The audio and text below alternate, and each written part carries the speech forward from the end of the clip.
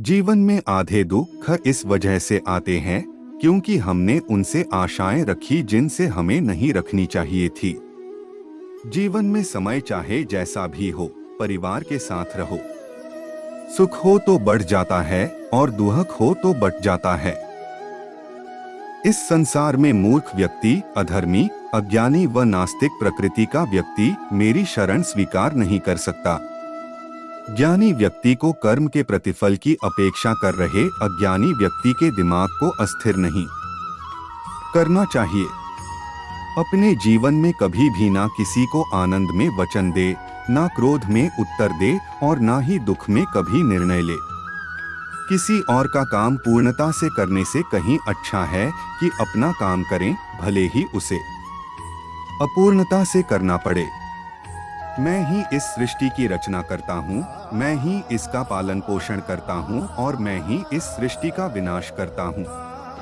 कृष्ण कहते हैं, जब जब संसार में धर्म की हानि होगी, अधर्म की विजय, तब तब मैं इस पृथ्वी पर अवतार लूंगा। अमीर बनने के लिए एक एक क्षण संग्रह करना पड़ता है, किंतु अमर बनने के लिए एक एक कण बांटना पड़ता है।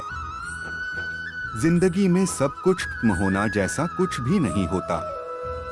हमेशा एक नई शुरुआत हमारा इंतजार कर रही होती है।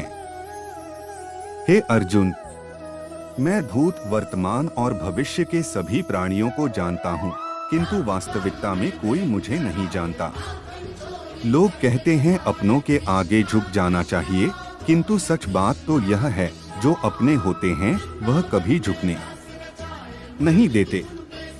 वह दिन मत दिखाना कान्हा कि हमें खुद पर गुरूर हो जाए, रखना अपने दिल में इस तरह की जीवन सफल हो जाए। वह जो सभी इच्छाएं त्याग देता है, मैं और मेरा की लालसा तथा भावना से मुक्त हो जाता है, उसे शांति प्राप्त होती है। हमेशा छोटी छोटी गलतियों से बचने की कोशिश किया करो, क्योंकि इंसान पहाड़ों से नहीं पत्थरों से ठोकर खाता है।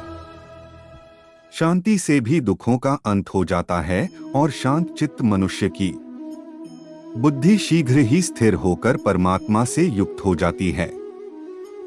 अपनी पीड़ा के लिए संसार को दोष मत दो, अपने मन को समझाओ, तुम्हारे मन का परिवर्तन ही तुम्हारे दुखों का अंत है।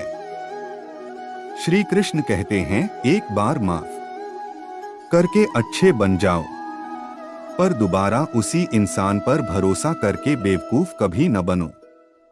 इच्छा पूरी नहीं होती तो क्रोध बढ़ता है और इच्छा पूरी होती है तो लोभ बढ़ता है।